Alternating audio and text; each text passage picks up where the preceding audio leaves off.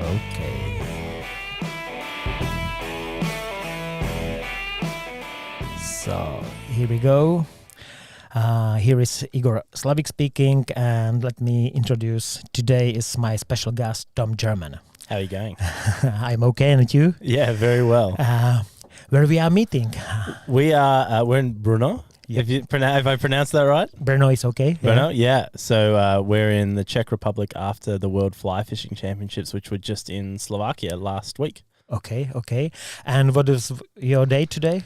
I was very lucky because Greta and I came here, and you took me chub fishing, which was very fun. Yeah. And you don't have chub in Australia? No. We don't have chub. We have some species of carp, but which we saw some carp today, but we don't have anything like chub. They eat a dry fly so well. It's so much fun. Yeah, it's great. Yeah. Anyway, I didn't say that you are from Australia. So, and how is your performance on the World Champ? So this World Championships was a really good campaign for the Australian team, and we came 7th, which was really good for us. Ooh.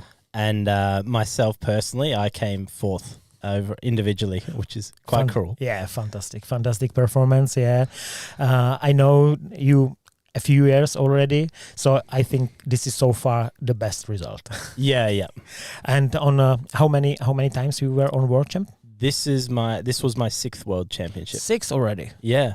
Ooh, yeah. a lot. My first one when I was 23, and now I'm 30. Ooh, yeah, it's cool. So another the best performance was which number? My next best performance was 17th. 17th in Slovakia. Again? So Slovakia 2017, I came 17th. And then, this time 4th. Slovakia 4th. So next five years will be in Slovakia, so you will be finally on medal position. Yeah. Yeah, I remember that last time on Slovakia we were also as a team really great performance. Yeah, we were 5th, I think. We came 5th. Yeah. So I remember my first one for Australia was 2016 in Colorado. Our team came 7th. That was my first one when I came 18th. Then Slovakia, our team, we just got better and better. We had a great time there, and then we had a refreshment of new blood coming through, and now we're building up again. So yeah, super. So come to the start of your fishing, because I already said to you that the scenario of this interview is almost the same. I asked how you started with fishing. It was your own path, or you have some leader. Yeah, so it was actually my dad was how I got into it. So believe it or not, so I was born in Australia, as was my dad. But when I was 2 years old, we moved to the UK, to London. So, and my dad was already into fly fishing then, and he got right into the stillwater fishing. So stillwater lake fishing in the UK. And I remember as I barely remember as 3-4-year-old Tom on a Sunday going down to the local stillwater with dad, and him fishing. I had like a 5-weight 8-foot rod or something, and I used to wave around with him. So we did that from a very young age, and then when our family moved back to Australia, it just kept going. Dad and I always just kept fishing together. So you started immediately with fly fishing? Yeah. So there is no other style before?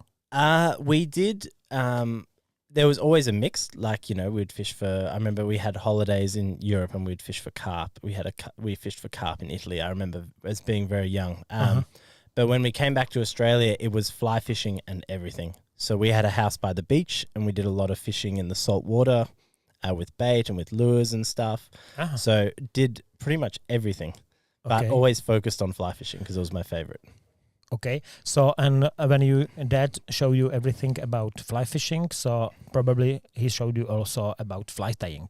So you started also really quickly, or? Yeah, I started So dad used to go to fly tying classes in London, and I saw it. And he kind of stopped, and then I kind of took over the fly tying, and I did a lot of fly tying when I was 12, 13, 14, and then I really started tying flies a lot when I was 15 and 16, which was when I started competition fishing, because I realized I needed to tie my own flies for real. Yeah.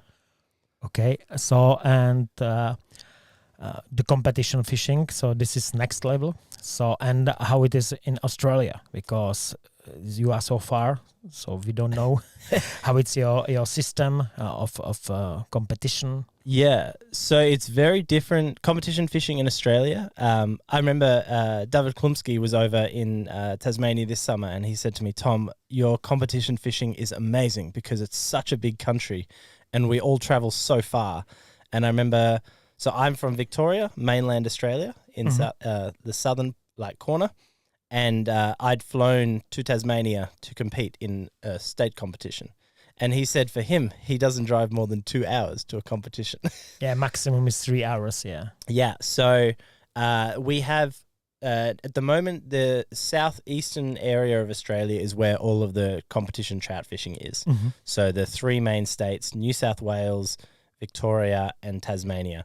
And we all travel between all three states.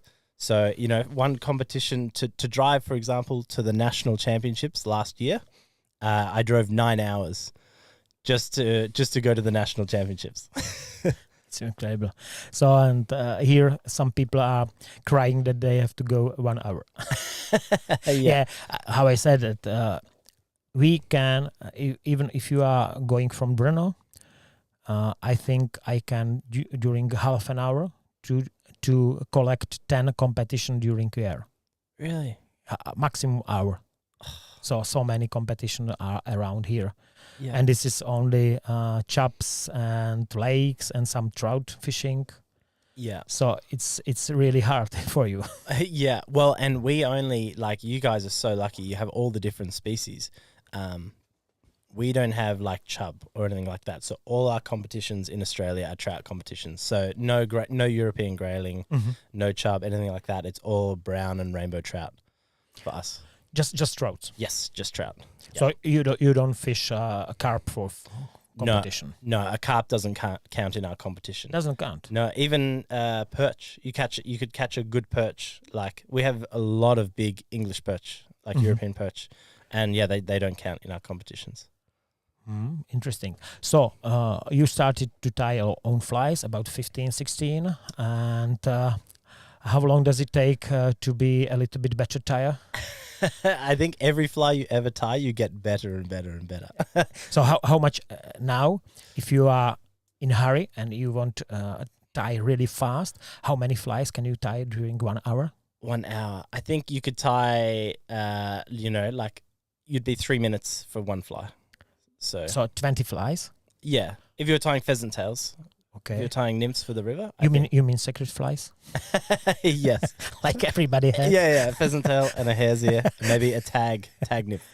Okay. So it's a lot. Yeah. It sounds like you learn it when you were young, because we learn it when we were older. So yeah, I'm not so fast. I can do, when I am really fast, I think 10 flies. 10 flies. It depends. You can't tie that many that quickly for hours. But if you had to race, you could. I think, because you normally have a sip of a drink, you have something to eat in between this fly. Yeah. You change the music. Or Netflix. Yeah. Even it's Netflix, I am tying 1 fly per hour. Yeah. Anyway, so you started competition. How is system of your competition in Australia? So we have competitions. We have like 2 levels of competition. Okay. So we have state level, which you would call domestic. So we have state competitions in New South Wales, Victoria, and Tasmania, and sometimes South Australia, or sometimes actually Queensland and Western Australia, but not so much anymore. Anyone can enter those competitions. So anyway, you could come to Australia. Even as a foreigner? As a foreigner. So when you come to Australia and we catch up, you could come and enter one of our competitions. Superb. Yeah. So anyone can enter. To score points towards your ranking, you need to be a member of the association. Fly Fishing. So you could enter as not a member, and you could win the competition, but you wouldn't score points to be selected for the Australian team.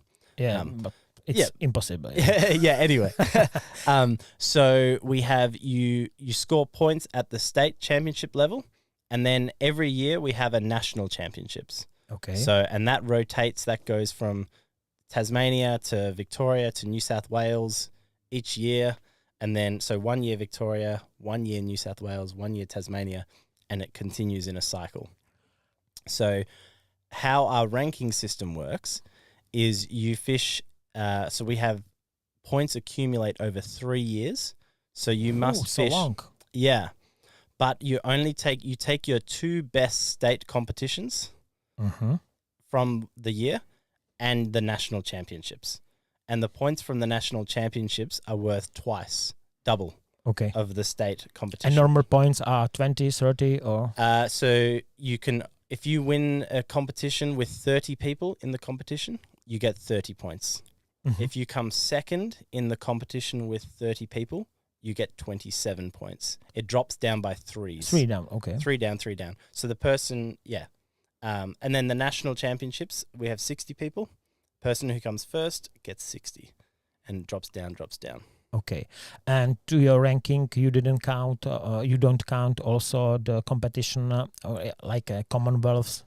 No. So or World Champ? No. So World Championships and international competitions doesn't count to affect your it. ranking. Yeah. And so you could actually fish, you could, like I remember maybe three years ago, I was fishing probably 10 competitions in Australia for the year. So and this is a lot in Australia?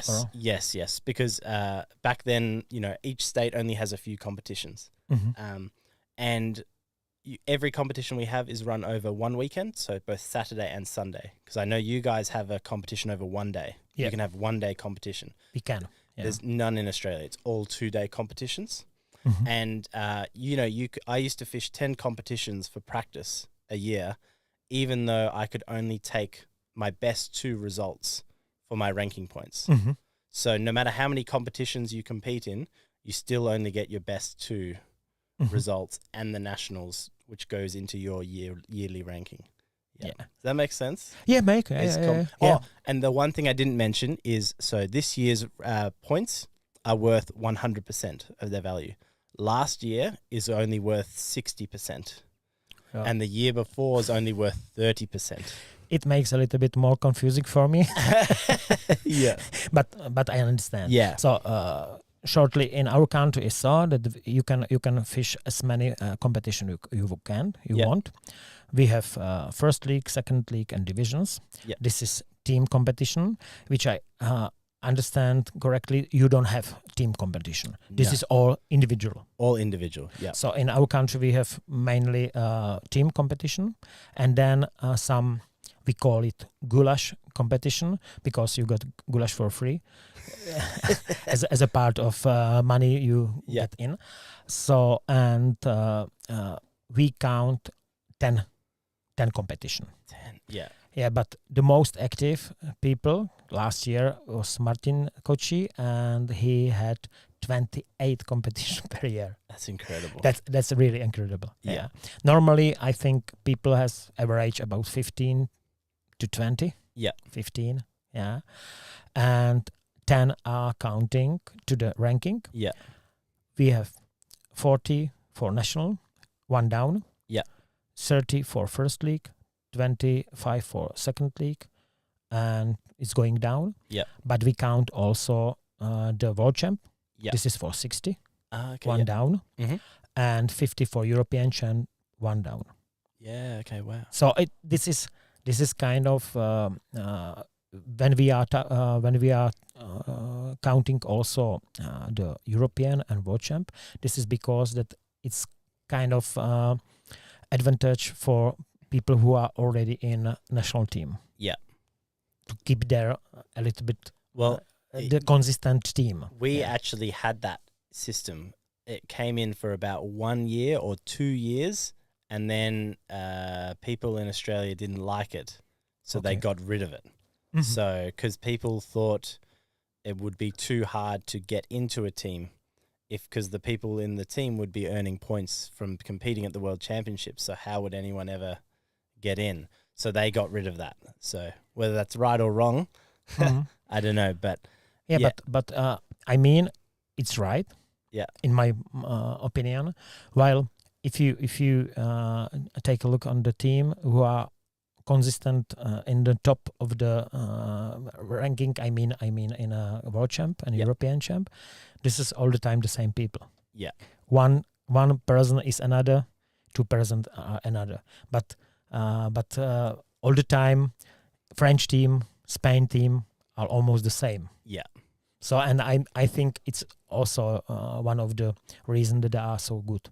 Or we are so good. Yeah. Because the people are staying there a little bit longer. Yeah, and we talked about that today. Like you guys, there's so much experience, and you can't compare.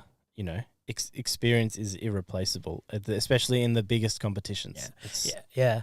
We were talking about it that competing, you run only on the competition, not learning. Reading something or looking on the videos. Yeah, you have to compete. Yeah. So and our people, our boys, use if they are starting in a young age, they have 10 competition per year, 15. If they are going also to older category, 20. Yeah. So it's a lot. Yeah. That's so much driving in Australia. Yeah. Yeah, it's the same in New Zealand, and when I spoke with guys from Canada, they fly like you have over to. the continent. Yeah, it's just the more time you spend in the sessions, more. Okay, so the system is how you said, and this is individual competition. Yes. And the selection for national team, how it is. Only the first 5 is going to World Champ, second 5 is going to Commonwealth, how it works. So this is where it gets slightly complicated again. So we used to have selectors, and they could choose 5 from the top 10. I don't understand word selectors. People choosing the team. I know what does it mean. Yeah. But I don't know who the people are. Well, we don't have them anymore, so it doesn't matter. But so now the system is very simple. For the World Championship, the rankings over 3 years of competition, you get 1, 2, 3, 4, 5. The top 5 rankings in the country go to the World Championships. Yeah. It's a rule. It's a rule. No, okay. So if someone, say the best angler happens to be 7th, well, they don't go because they're not in the top 5. Okay, and there is question, if you are going to World Champ, it's always from Australia really far, really expensive. Yeah. So how does it work? Because sometimes the 5th or 3rd will say, I don't have money. Yeah. How it works. So and that's happened, in the past few years where you've had guys selected like Lubin and Staggy, like really good anglers who said, look, I've done so many, I'm not going this year. So then they pass, and then it goes to the 6th ranked angler or the 7th ranked angler. And the only reason, the guys pass on it is, and there'll come a time when I will have to say, look, sorry, I can't go, even when I'm in the top 5. Because it's so expensive. Mm-hmm. So we pay pretty much everything. So you don't have any money from your fishing union or from... We get a tiny bit. We get so from the national body, Fly Fish Australia. Okay. For the whole team, which was 6 guys for this competition, we got 4,000 Australian dollars. 4,000, and expenses is at least 10,000 per person. Yeah, flights were 3,000 per person. So we get a tiny bit, but at least it's something is better than nothing. Yeah. And can you collect, because I saw on your Facebook or Instagram, can you collect some money as a crowdfunding or something? Yeah, you can do some fundraising. So teams in the past we've done fundraising as a team. Each state. So where I'm from, Victoria, the state gives money to their anglers going. They give a little bit, and so my local fishing club does as well. They give me a little bit to go, but other than that, it's easier to you can raise money by crowdfunding, but it's almost easier to just go to work for the same amount of time. Yeah, the fundraising also is work. Yeah. Yeah, and that's what our team this year decided. We kind of were, thinking, and we just went, let's all just we gotta go. So Okay. yeah. Yeah, it's interesting because in our country we have everything paid. To go to the World Championships. Everything. No way. Yeah. Oh, I'm in the wrong country. So this is another reason that I think that the Czech are good, Yeah. because it's not depend on how much you money have, Yeah, definitely. because there are people even in a not really rich situation. Yeah. So, and in our country it works like this, that for we have about 400,000 fishermen, Yeah. and they paid kind of I think that mark, or how call it, for sport, Oh, and yeah. it's divided to all different kind of fishing sport, even for this casting for on the target, Yeah. even for floats, for spinning, for another kind of but this amount of money is quite huge. Yeah, so you're saying it's they all, for the license they pay, some of that money gets divided. This is not license. This is part of I don't know how call it in English. So this is part of you pay to fly fishing union. Oh, okay. Yeah. This is not part of license. Okay. Yeah. And this is because it's so huge amount of fishermen. Yeah. So it's quite huge amount of money. So, and we are really pleased that Czech Fly Fishing Union and Moravian Fly Fishing Union give us this money. Yeah. And we can use it. So, and also we have some sponsors. Yeah. But mainly this is sponsors that they gave us stuff. Yeah. Things. Sure. So I mean it will be the same in Australian team. So we, in the past years, we have had some sponsors, with, some people give... A bit closer, please. Oh, yeah. Sorry. I'm getting too relaxed. Yeah, so Put it like this. So in Tasmania, like we had, Mayfly Tackle and Scientific Angler. We got given some Sims waders as well, stuff like that. Mm-hmm. That's happened in past years, but it's so hard in a small, we're such a small country of fly fishermen. It's the value is not really there for the sponsors to make it work really as much. Like, so, we're very lucky we get given access to people in the teams. We'll occasionally get given stuff here or there, or we'll get support from certain brands, but not sponsorship like you guys. Yeah, we are cooperating with with HANA competition, so we get some discount. Yeah, and some stuff for free, and also for this year I found some new sponsors, but they gave, for example, Ortleap, this watertight bags, and another brand. Do they want to come sponsor Australian team as well? You have to ask. but you say that you have some sponsors as a person. Yes, yeah. And this is because your guiding service? Yeah, it's because I'm full-time in the industry, so I'm very lucky to be supported by Mayfly Tackle in Australia, who do Scientific Angler, Orvis, and Hanak Competition as well. So super. Yeah, they're very amazing. They support me, and they help me get to this stuff, get to these events, and do everything. So and with gear. This is your main job? Yes. Yeah. So you are guiding. How many days you are guiding? About between 80 to 100. I reckon around 80 last season, 80 days a year. And what do you do the rest of the year? What do you do? Sleep. No, sleep, fish myself, tie the flies. I also was telling you about the fly range. Okay.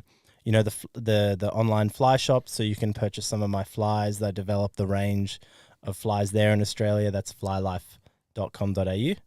And you tying yourself? No, not tied by myself. Okay. So they're tied elsewhere, but they're patterns tied to my specification on the hooks and beads to suit the Australian climate, because everything in Australia is so different to over here. We don't have whitefish. Like in New Zealand, like certain hooks that you would buy over here don't suit New Zealand fish because they're too big. And it's the same in Australia, like getting the right bead weights for the types of water most people are going to be fishing and all of that stuff. Okay, so 100 days in a water with your clients. How does it look day with client? Because the guiding here Yeah. in Europe or in Czech Republic is totally different, like comparison in Australia. Can you describe us how it looks? Yeah. So I do both lake guiding in a boat or on the bank, Okay. and then also on the rivers. So a day, for example, a lot of the people who book me want to learn. So they want to learn some more techniques, or they want to learn to fish an area, or they want to, improve their dry fly fishing at this time of year. So I meet them at the water. So 8:30 in the morning, meet them on the water. We generally have a coffee. We go through some gear, look at their leaders, look at their, talk through, flies, approach, all of that stuff. Then we get on the water, fish for a few hours, have some morning tea or some lunch. Some people like me to fish with them, so Okay. together, and we fish together because they think they learn by kind of watching. Other people just want to have me watch them and, coach them and explain to them where I think the fish would be sitting in these sort of rivers and areas and time of year. Then we have lunch, do the same in the afternoon, and finish at about 5 o'clock, 5:30. So for the day. So and when client will come, what do you have for the client? Do you have also waders? Do you have also all stuff? Or because when I spoke with Clint from Canada or with Corey, sometimes the client will come only in flip flops, and they have everything for them. Yeah. So no, I don't provide waders or anything. All the gear and stuff like that I can provide. If they give me enough notice, I can arrange waders and boots for them if they specify. But when people book, they check in. But most of the people who book with me are booking who are already fishing and wanting to learn a bit more. So they're already engaged in the sport, and can go on. There's a lot of guides in Australia. There's a lot of guides in Victoria, Tasmania. So if you just want to go and try the fly fishing, you can just do that, and that's what a lot of people do as well. So there's heaps of Okay. I don't know if it's not secret, but how much costs the day with Tom Jarman? So well, prices might go up this year. So tell us the new price. Because you were forced on the World Champ, so it must be more expensive, definitely. No, my prices will go up from the new year again. But so at the moment it's $700 Australian for one person for the day, and then $900 for two people. And that's the same on the river. If you're fishing from my boat, if you're fishing from the bank on the lake, the river. But if you are going on the boat, so there are no such another expenses. Look, there are expenses, but there's expenses everywhere. I thought it'd be simpler and easier for people. The lake stuff is most of my lake guiding is in winter when there's no river fishing. So I really want to encourage people to experience, the amazing trout fishing on the lakes. They're such big fish, so it's simpler that way. Okay, so you live in Victoria? Yes. And guiding service are you doing in Victoria and in Tasmania? Just Victoria. Just Victoria? Yeah. No Tasmania? Not Tasmania. Yeah, I used to guide in Tasmania from 2014 with Rainbow Lodge and Christopher Bassano and the team down there back in the day, and now I'm just in Victoria on my own. So I get emails for people wanting to fish in Tasmania, and I refer them on to my friends who have businesses guiding down there. Like I often send Martin Droge, our friend. Yeah, I always say if you're going to Tasmania, you want to fish with him and book with him. Okay, so we were talking about licenses. Yeah. It's so complicated, like in Slovakia or in Czech Republic. Yeah. It's the opposite. So, how it works? How does it work? So, if you wanted to go fishing for trout or Murray cod, golden perch, you wanted to fish for a shark, you wanted to catch anything in Victoria, it's one license. And I think it's, I'm not sure, I think it's either $30 or $70 for the year. And you can fish anywhere, anything for the whole year. You don't need a different license for a different river, a different area, saltwater, freshwater. The license is all the same. and it's very easy because you just book online. So you literally go to the website, the Victorian Fisheries Authority website. You buy a license online, you enter your postal address, everything. You pay online, you pay your money, and away you go. So it's very Immediately. Immediately. Yeah. So I often have clients, if they'll come to me, I'll meet them. Often we meet at a bakery or cafe in the morning. We'll be having coffee. Yeah. I'll say, oh, do you have a license? Like I had some people come from overseas this year. I said, do you have a license? They said, no. I said, okay, that's great. So I pull out my phone, get them to enter their address. I put my card in, and then they get their license immediately on the spot wherever you are. And it's the same. You can do the same in Tasmania. You can do the same in New South Wales. And like we talked about earlier, some places in Australia you don't even need a license. So it's like dream. It's like dream. What do you think about the experience which you had during practice week on Slovakia? So the Australian team, we worked it out. We didn't up budget and because we paid it all ourselves. We're hurting because we paid, I think, 2,000 euros in licenses for the team for our practice. So Australian dollars, so not good. So we would have paid maybe 3,000 for people back home, maybe 3,600 Australian dollars just to fish. So every day it was 40 euros per person to fish. And there were a few days where I only wanted to fish for 2 hours just to have a little fish, and it was still 40 euros. It was incredible. And did you have any guide in Slovakia? No. We had Google Translate. So you So we had to go. As you know, we had to find the local fishing shop. Some of the fishing shops were very good. In Luptovsky Mikulas, starfish was amazing, but other shops, they didn't. We couldn't tell. We were told this is where we could buy the license, but we didn't know. Some of them were like a cafe or a milk bar. Because I remember last time when I was guided guys from New Zealand, we met together with Martin Drosch because he was in the time with you. Mm-hmm. And we were in Poprad and tried to get some licenses. Yeah. And they said they are sold out. So we managed it because we can understand Slovak language. Yeah. So they gave us paper with a stamp, and there was written, yes, they paid for licenses, and we can fish with this. Yeah. But I'm pretty sure that without the knowledge of this language, it's almost impossible. Yeah. It wouldn't be possible. Like, if we didn't have a phone or technology or a way to translate, or, we were messaging some other teams to say, where do you get a license from? It wouldn't be possible. And because it's amazing, the fishing is amazing.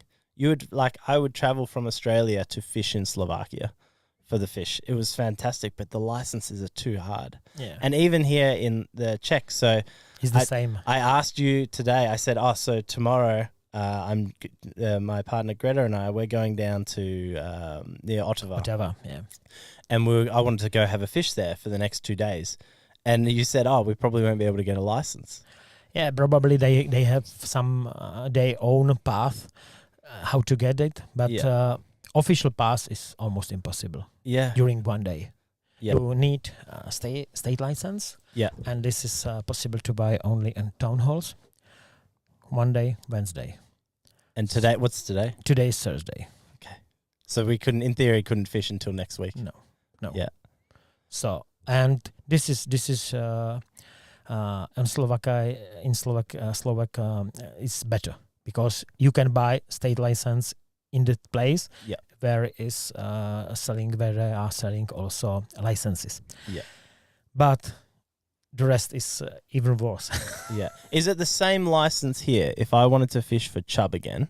So if I wanted to fish for chub tomorrow, is it the same license as grey? We have different license. One is for trouts, another is for non-trout water. Trout water and non-trout. Okay. You will be tomorrow, if you are going to Ottawa for grayling, you will be on trout water. Okay. In Slovak, it's even more complicated because they have carp water,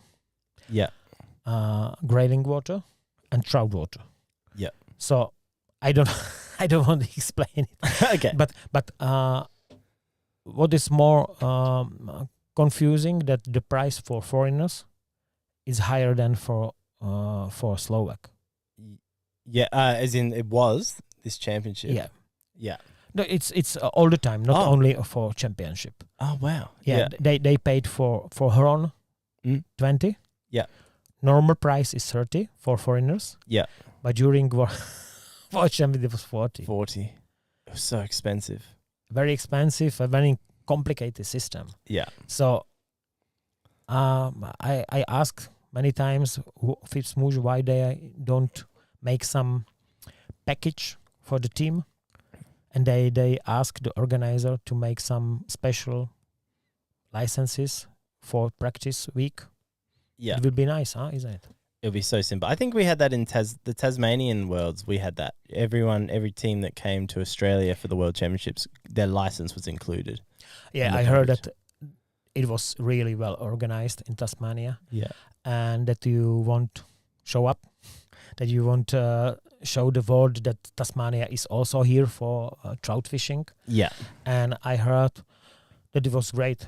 Yeah. And Victoria. And Victoria, sorry. And that Tasmania is great.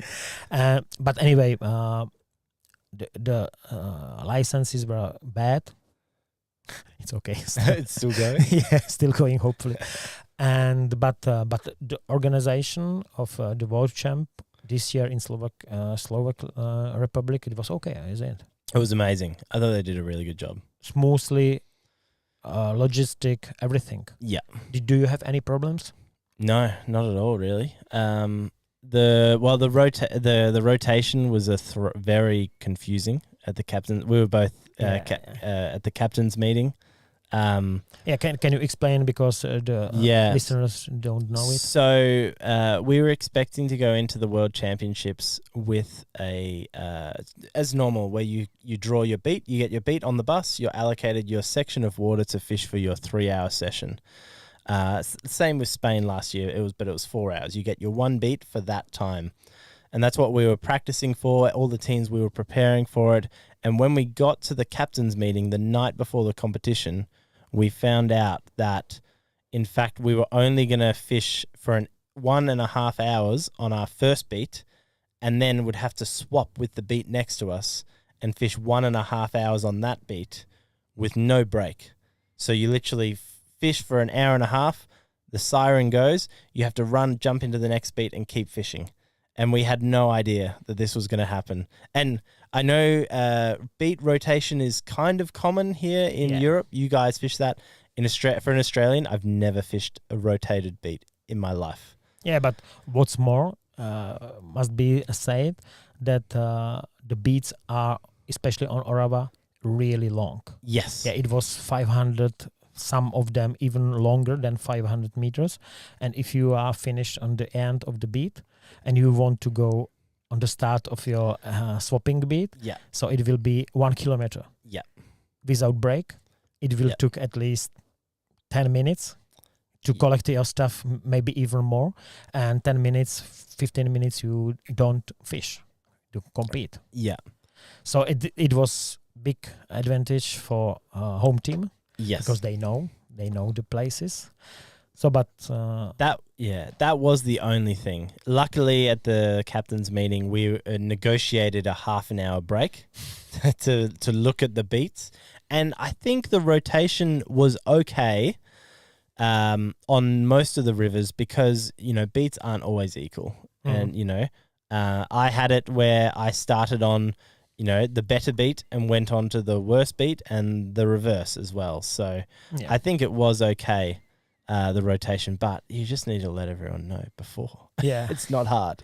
Yeah, but I spoke about it with Mario, and president of FIPSMUJ, and he said for next season is forbidden rotation. So nevermore. I heard that France were going to be rotations. I was told that in France. Yeah, but it will be on a lake, because some lakes will keep only a few competitors. Yeah, but I even heard that on the rivers we were going to rotate. So he said to me that it's not allowed anymore. There you go. Well, it's on the record. Okay. One question I didn't ask, and I don't want to forget it. you said that if you are competing in Australia, you collect points only if you are in a fishing competition union. Yeah. Or how call it? Yeah, the governing body. Yeah, the fishing. So, and do you pay to entry to this ranking? Yes. So we pay a annual a membership to the fishing. You call it the fishing union. It's for us. It's Fly Fish Australia. So we all pay to be a member of Fly Fish Australia, And then you collect. and that allows you to collect points. Okay. Yes. And how much is this entry? I think it's $100, $100 for the year. And for what are you using this $100? I don't know. Okay. What am I using the $100 for, or what are they using? What day? It goes into the running of everything, I guess. Like Running everything. What? running everything. Like I don't know, organizing the nationals or some money going back to the teams. You know, we have so many. We have like the men's. You know how the money not much goes to the team. It's spread across so many teams. We have the men's team, or the open world team, which is open. Mhm. Then there's a women's team, women's Commonwealth, men's Commonwealth, and a Masters. So Okay. there's so many teams to spread all the money across. Yeah, because I ask just as a curious man. Yeah, I don't. while I did, I think 7 years our ranking. Yeah, And this is not a ranking of Australia where are 10 competition or 20 competition per year. yeah, The highest number which I put to this ranking in 1 year, it was over 90 competition. yeah, So and on every competition were at least 30 people. yeah, Some of them 200. yeah. So and you put it everything on computer. And So you did that? I did it. So, I think 2 years together with Lubos. Yeah, And another 5, 6 years alone. yeah, Because Lubos said I don't want to do it anymore. But because before it was done by another person. Yeah. And I didn't like it because it wasn't online, and you know this result only in the very end of the season. yeah, So you didn't know how you are, on which position you are. yeah, So and I did it like this, that on the Monday I collect every results which were during a weekend. Yeah. And put it to the computer, and you see it online. And it was fun because I asked some people that maybe I will ask for some money, some small amount, Yeah. like $5. Yeah. But in our country are many competitors, so $5 can be at least for me something. And so many people said it's so much. So I asked about Yeah. this 100. I think and we have the same rank. Garth does that ranking. We have a guy. He puts all the scores in from competitions, and it gives us the live rankings on the website. The website, the money would go, I guess, to the website running. Yeah. That's I think so. don't. Yeah, I just fish now. I used to be on the board and do a bit of that stuff, but now I just want to fish. Okay.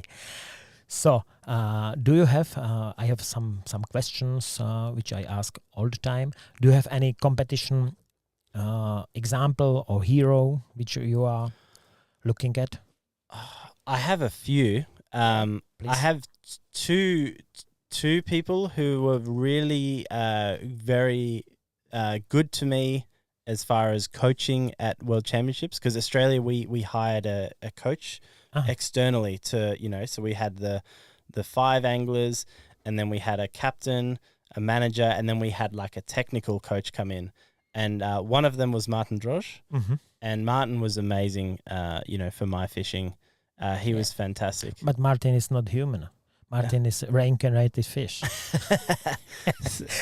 So I understand. yeah, so there was Martin, and then there was also Jan Kaleri. So Jan Kaleri from France. So my first World Championships in 2016, he was our technical coach for Colorado. And he was one of the first guys that kind of told me to he said, don't worry about what the others are doing. You don't need to fish like them. You just fish like Tom. You can be Tom, They can be Igor, they can be anyone. Because I used to go, oh, well, so-and-so says this. Mhm. And so, and like Tony says this, or, Pete says this. And he says, don't worry, just do Tom, be Tom. And that helped my fishing so much. And what is it being Tom style? I don't. That's a very good. You would have to tell me. You haven't seen me fish other than today, so I don't know. Other people would have to make that judgment. Yeah, I mean, it's not a bad idea to start copy people. Yeah. And then a little bit finish my own style. Yes. You gotta take the bits and pieces you like from some anglers, Exactly. and pull the others away. I think I'm. I try to be quite relaxed and laid back. And kind of soak up the start of the session, and because I do get very nervous before sessions. This competition, I felt because I won the first session, and then also, yeah. And then I was fourth in the next session. Then I won the next one. The pressure I was putting on myself was increasing. So I just keep having to tell myself to relax, slow down, you'll always get a chance. The fish always come. And it doesn't matter whether they come at the start of the session or the end of the session, they will come. And I know this competition, I had a motto that I wrote on my hand for every session, and that was believe.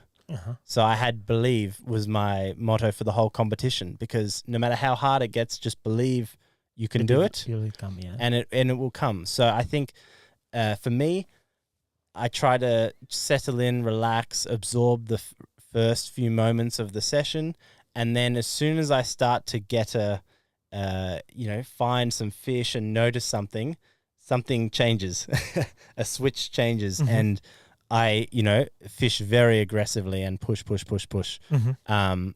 So I remember one saying Jan Kaleri gave me. He always used to say to me in practice, he said, you must fish maximum power. And maximum power, Tom, maximum power. And I always remember that in me. When the first session, I was with Lucas Sturfochu. We were on the beats, and we started the first session of this World Championships. I was at the top of my beat, and he was at the bottom at the join, and we were shoulder to shoulder. Yeah, we were shoulder to shoulder watching, and I had the better water to start. He didn't.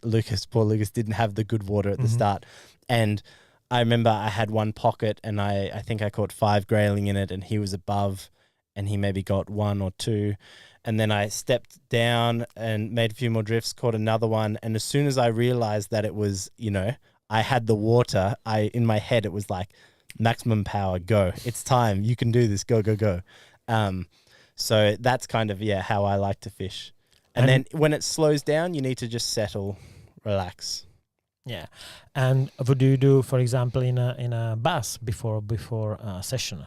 Do you listen music, or have you? Because you were in a situation that the medal position were really close. Yeah. And I couldn't imagine how it was, for example, before the very last session. Yeah. So how you keep you relaxing? Yeah, I think I was very relaxed because I was equal third going into with David RK for the final session on the Orava. And I think I was very relaxed and at peace because my motto was believe, just believe. And I knew that if I had, my future was already written in an envelope. Yeah. The beat is I had already been given my water for the session. So if it was if it was good, I would win. If it wasn't, I would not. So I actually was very relaxed. And I, normally I stress about the beat. I really worry about what beat I'm going to get. And I shouldn't, because you can't control it, but I do. This time I kind of knew that the beat was going to be the beat, and that was that. I was very lucky as well. I was on the bus. I was on the bus with the South African angler Barry, and I got to know him really well, and he was really, really nice throughout the whole competition. And he relaxed me being able to talk to him on the bus. It was a distraction. And then I was also on the bus with Jyrki from Finland and Jeremy from Belgium, who I've fished in lots of competitions with. So I was on the bus with friends, and I just kind of talked and wasn't really thinking about. I wasn't really thinking about the session as much as just being with them and let the session happen when the siren goes. Okay. What about equipment? Which kind of equipment do you like? So I'm an interesting one because I use a heap of different gear. I have like random gear from everything, all different brands. So this competition I used. Be careful for your sponsors. No, that's okay. I used 11-foot rods this competition. Mm-hmm. I've been moving a lot for my nymphing, a lot more to 11-foot rods. Very, very fine long leader. I was fishing 0.12 for my main line, and from my nymphing line, 0.12 the whole way. And then the last session I fished 0.10 the whole way. Spent a lot of time on most of my competition was on 8X and 9X. Mm-hmm. So for this comp, actually, as far as I was a bit nervous because gear wise, I should go back. I have a very good friend in Australia, Lubin Pfeiffer. He was in the Australian team, a very, very talented angler, fishes for all species. He won Commonwealth, huh? Is that? Yeah, he won the Commonwealth. And his wife also. Yes, yeah, Casey. It was so crazy. Yeah. The couple won Commonwealth. Lubin's incredible because he fishes for all species with all gear. Yeah, I follow him, yeah. And, one thing I've learned from him is the more you do with all different gear, it doesn't matter as much. You become so adaptable. And I found this competition, the day before the competition, I found one of my nets. I had a vision net, which I loved. And I noticed all of these holes. And I thought, they might come apart in the competition. So I was fixing them. Then I was stressed. And I thought, And then I decided I had a brand new Hanak net that I got from Mayfly in Australia for the competition for emergency, and I haven't fished with a Hanak net in 8 years, and I thought I'll just use it. And it takes one fish and you're back in the groove. So the gear wise, I had a lot of different rods. I had I had my Orvis rod, I had Cortland, I had a Vision rod, I had an RK rod. I had all of those rods with me set up. And depending on how the session evolved, I used, the one I needed. And if you are going fishing for fun, for leisure, what is your first choice? Dry fly, 9-foot 4-weight. Yeah, okay. Yeah. Is that what you mean? Yeah, I mean equipment. Oh, equipment. For fun on the lake, I've been using 10-foot 7-weight Orvis Recon. It's just a nice, easy, relaxed rod. I don't like super, super fast action rods. For my nymphing rods, I like them fast, but not too fast. I don't really mind. Yeah. It's good. It's better, I think. Because if you are depend on the specific type of rod and you don't have to, you couldn't switch. Well, if you break it, your session can be over. Yeah, exactly. Like if you're happy using anything, it doesn't matter. And as we all know, it's not the rod. It's never the rod. It's never the fly. It's none of these things. It's, whoever's holding it. Yeah, we have in a team a few really superstitious boys. So they believe that it must be everything. Well, yeah. This is funny because I don't have superstition gear-wise. And tippet-wise, I didn't either because I ran out of mid-competition, changed brands of tippet mid-competition, and is okay for me. For at least 2 boys from our team, it will be disaster. Really? Yeah. It will be disaster. But luckily, it never happened. Yeah, but I fished the first 2 sessions in a green, light green shirt. With cap, with the hood. With the hood, yeah. And then I was so comfortable in it, and then it got really smelly, and I thought, you change it? I had to wear it every session.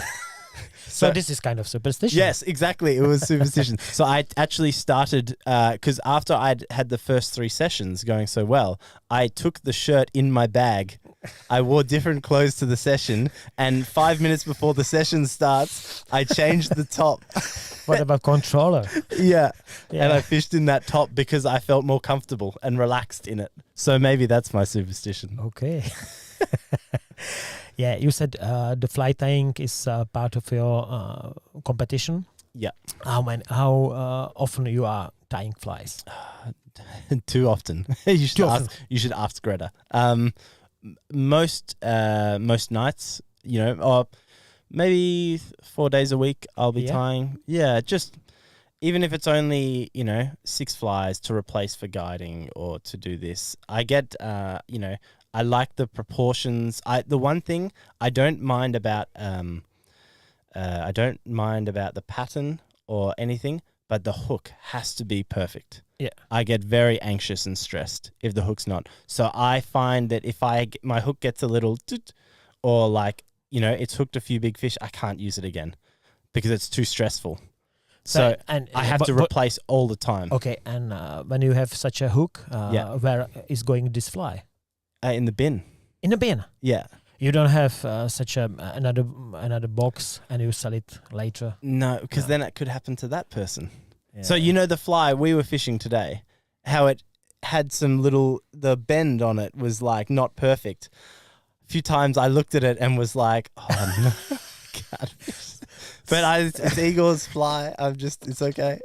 But you caught so many fish. I know, but I was very stressed. So I feel like even if I don't need the flies, I feel like I need to tie because it helps me feel better. Yep. And it's one thing Jan Kaleri said to me in a few World Championships. I said, I want to sit down and relax and I don't want to feel like the pressure of the session. And he said, yeah, but I think your fly tying is your relaxing. Yeah. He said, just tie and then you'll feel better about yourself. And when you're tying your flies, especially before a competition, even if you don't need them, how you're tying your fly, the proportions, the bead weights, it's kind of sinking into the type of water you think you're going to be looking for. Mm-hmm. Like in this competition, the grayling, there was so many numbers in the shin deep water. Yeah, so by, just tying a few more flies on maybe 2.3 millimeter bead or 2 mil, 2.5, it's kind of cementing that's what I'm looking for. Because some sessions you get distracted and you can end up fishing this water and then you need to go, hang on a second, this is not the right water for this competition. I need to be here. So I think all of that stuff helps. Okay. And about tying a specific fly, how many pieces do you tie in one series? Oh, I'm very bad. Some nights I will tie 2 of this and then 2 of the next. Just 2? Yeah, and I know it's bad because it's not efficient. But sometimes it's just to replace the hooks. If the hook's been opened or it just tied 2. Yeah, but this is only filling the holes. Yes. So, but if you start with the new pattern, and you want 3 millimeters, how many? How many pheasant tails does one man need? Yeah, I know, but I ask, and mainly is answer 4, and the highest number I heard 10. No, I think I'm 6. 6. I'm 6 also. I'm 6. Yeah. Okay, that's nice. And about your fly boxes? Oh, actually, I am 6, but I get very. How we were talking about superstitious. Yep. I feel like I always need to go into a session with 5 of the one thing. So you this 6th are going to the. I don't know, but no. When I put a competition box in, I always make sure for a 2-day competition, I have 5 of every fly.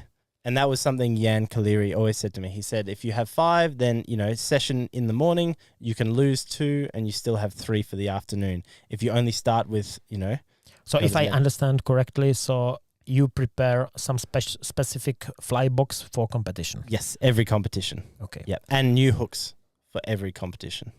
Okay. Yep. So, and another question is about fly boxes.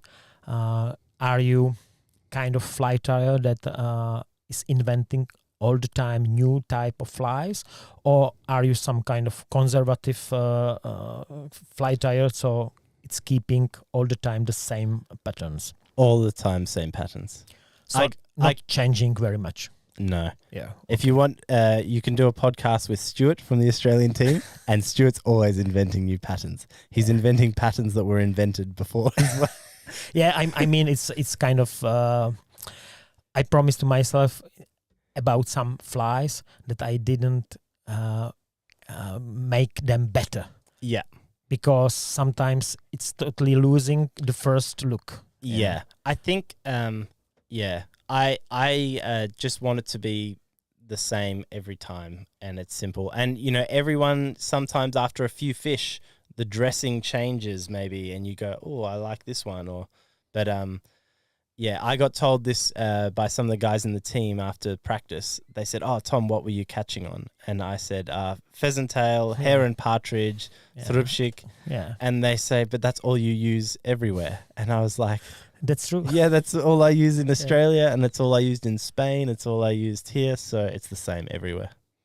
Yeah, I mean, it's mainly about presentation, not about patterns. Yes, some part. So, what about fishing for pleasure?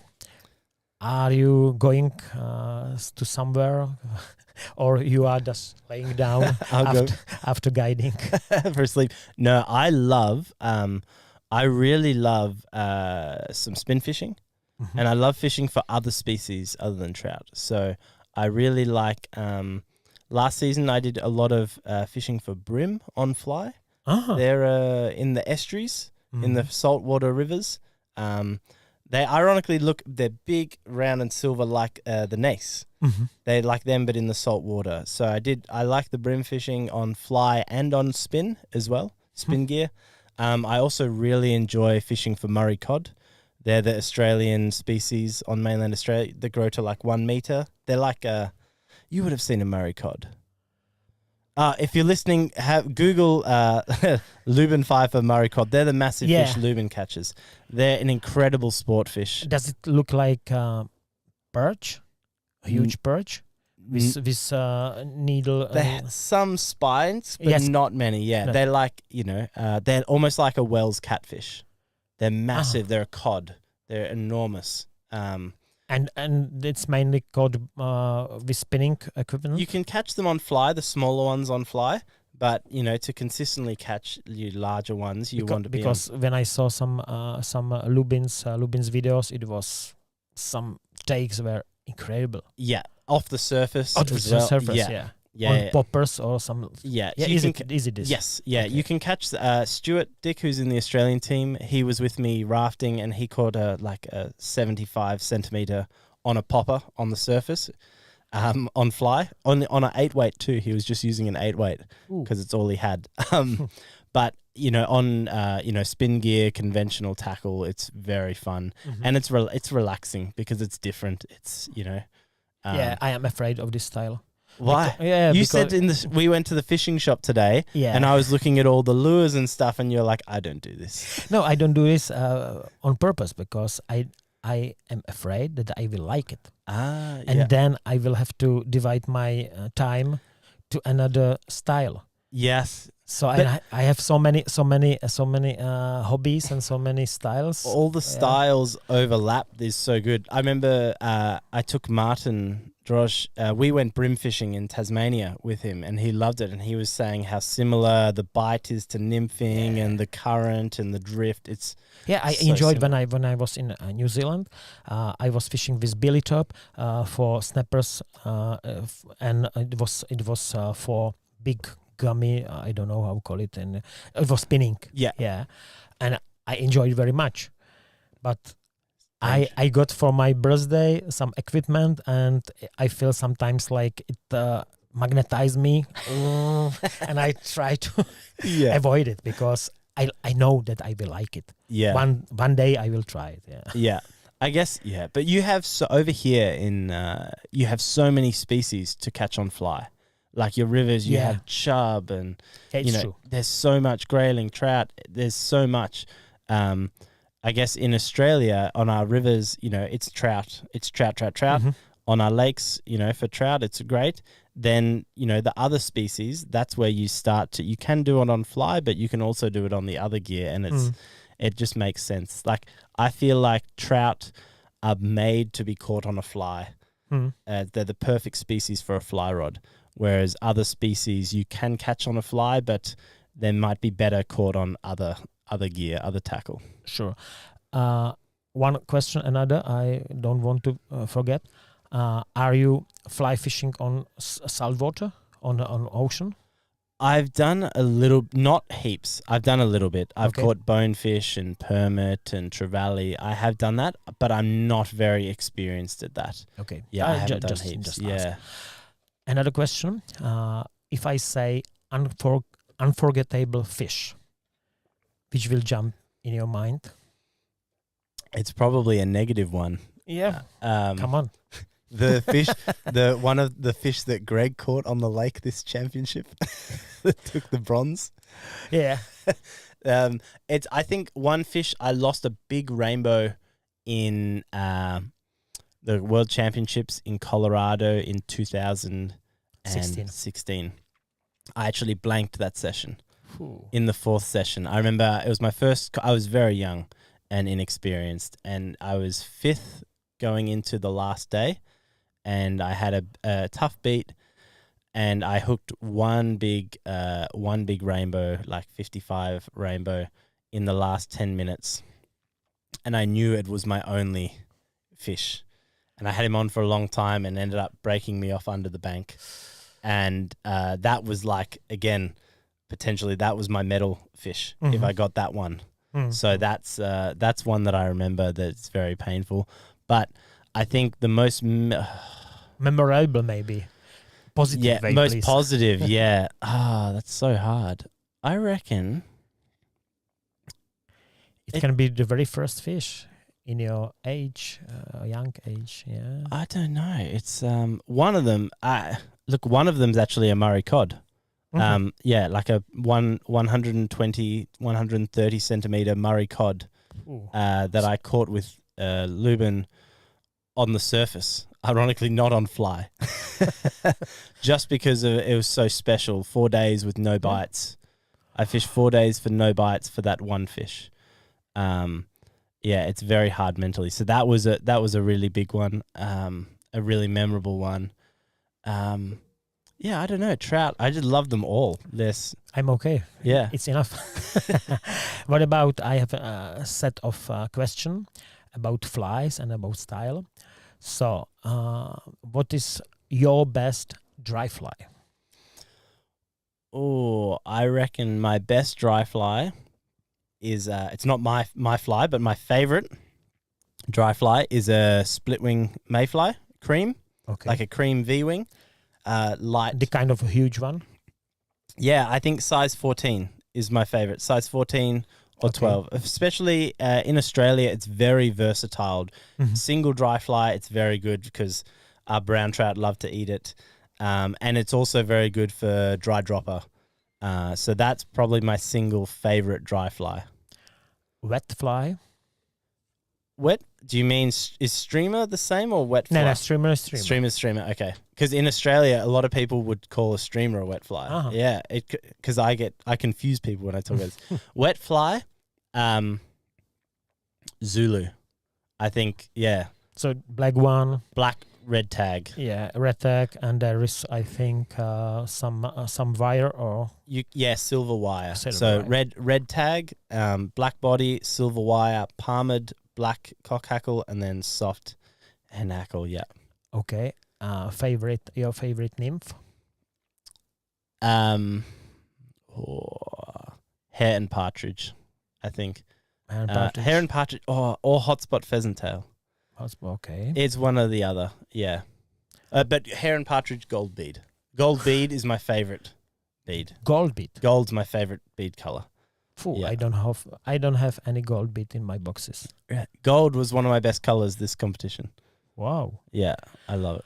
I have to change it. And now we have finally the streamer. So I have two. One, because my most memorable fish, my first ever fish in competition was caught on this fly, and it's called a green machine. Ooh. It's from a Tasmanian fly fisher who's no longer alive, but it's Bill Beck's green machine. It's a chartreuse tag. It's got a peacock body, Okay.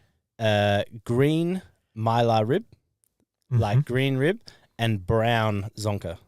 Ah, Yeah, very interesting. It caught my first ever competition fish, and I love this fly because of that. Very sentimental, but my favorite streamer is a red-beaded black streamer. Very plain. yeah, it's really classy. Yeah, It's every competition it ever. works. Yeah. Yeah. And now I have a question about favorite water, river, and lake. Favorite lake is easy. Mhm. In Victoria, we have a lake called Lake Purrumbete, Mhm. and it's a volcanic crater.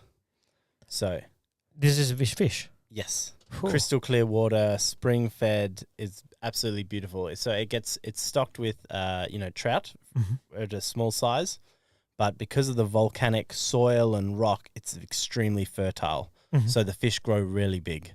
Mhm. And it's just beautiful because you're in, you look around and you can see the crater. It's amazing. So that's my favorite lake. And river. That's so hard. I think maybe the Ovens River in Victoria for look, there's the Taina in Tasmania. There's so many. I mean, rivers are rivers, and they're beautiful. I love the Bella in Slovakia. One of my favorite in the world, I think. Yeah. Even with these bears around. Yeah, I didn't see one this year there. Yeah, you didn't see. Later I show you not the bears, but some trucks. Oh, really? Yeah. No. Yeah, it was around Vach also, Really? and some huge shit full of corn. Really? Yeah. David sent me.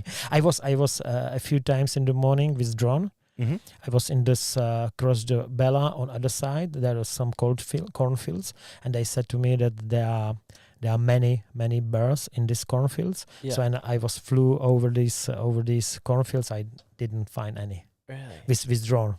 We Yeah. were there with Sarah, bear hunters, but we didn't New see TV any. show. Yeah. New channel for this. Yeah, but I heard that during harvest season for corns, Yeah. they are taking their vacation, and they stand around the cornfields, and they are running bears. Wow. And they were counting about 18 runs from one field. Wow. When That's so cool. Yeah. Favorite competition. Favorite competition. I really liked the World Championships in Italy. Trentino. 2018. 2018. I thought it was beautiful. I didn't go. It wasn't my best competition, but I loved the venues. I loved the rivers. The Saka. Lago di Cornicello. Cornicello is Yeah. stunning, even if I didn't like my beats. And I had to watch. I was standing, on the other side watching Voita catch them. Okay. So another question is, because many people think about competitors that they are without mistakes, no fuck ups. Yeah. Do you have any fuck up during competition or during preparing? Never. Never. Of So course, you are all the perfect. time. Yeah, no. Lots. I think I had one this competition. I think I put my rod before a session on the VAR. I put my rod in stinging nettles. Stinging. Nettles that sting your hand. You have them everywhere in Europe, and your hand gets hot. I know.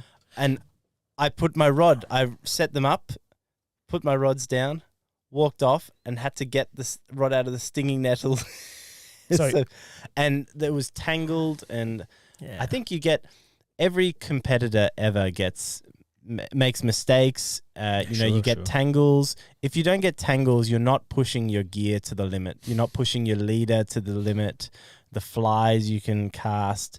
You're not, you may not be getting as close to the bank as you could for that cast. So I think it's not for competition anglers, and competitors. It's not about how whether you make a mistake or not. I think it's how you go after you make the mistake, because that's most important. Yeah. It's does making a mistake change the way you're going to fish going forwards, or does it not?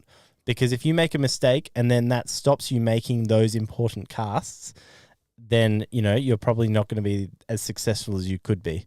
It's all about how you mentally deal with a mistake, I think.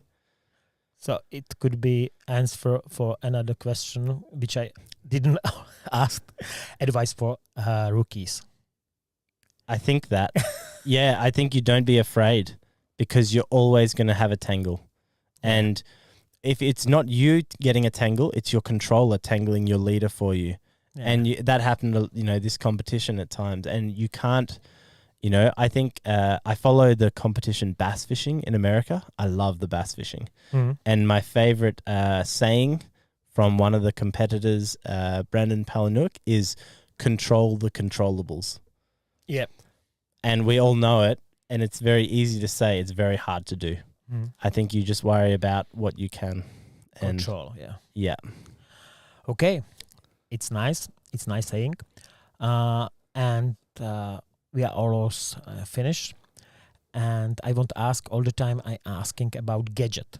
Do you have something on your vest, on your special prepared? Yeah. No, I've gone very, very simple. So, waders. So I wear the Orvis waders, but Sims have them too. They come with a pouch. Okay. I just take that pouch for this competition. That's all I take. Really? So, yes. So,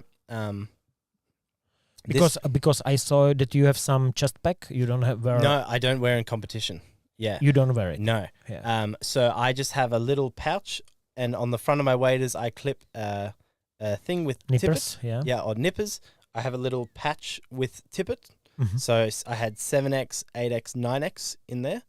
Then on my other side, I had, the neoprene fly patch. No, I know. So I had a neoprene fly patch with all my competition flies.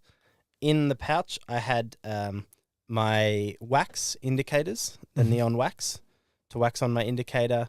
Then I had some floatant, and I had forceps and hook sharpener, which I don't like to use because of its I don't know why it's there. And then just a little box of dry flies. Not many. That's all I take with me. So if it's important enough, because if I carry too much on me, it's a distraction. Okay. I only need what I only want to have what I need for this session. And if I am in so much trouble in the session, if it's going so badly that I don't have what I need on me, it's worth taking 5 minutes to go to my bag to get my other fly box out or my other tippet.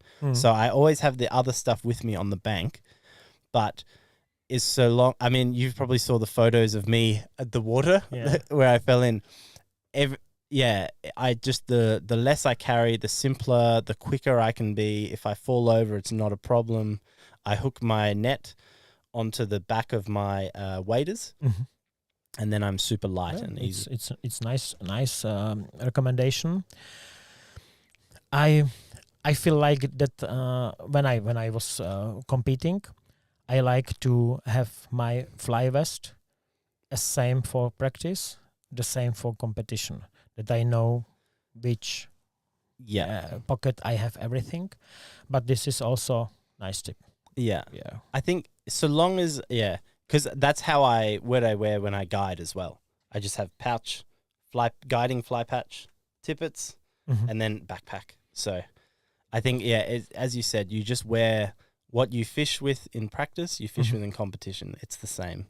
Yeah, and one thing was also a little bit strange on the competition, and I remember now about it.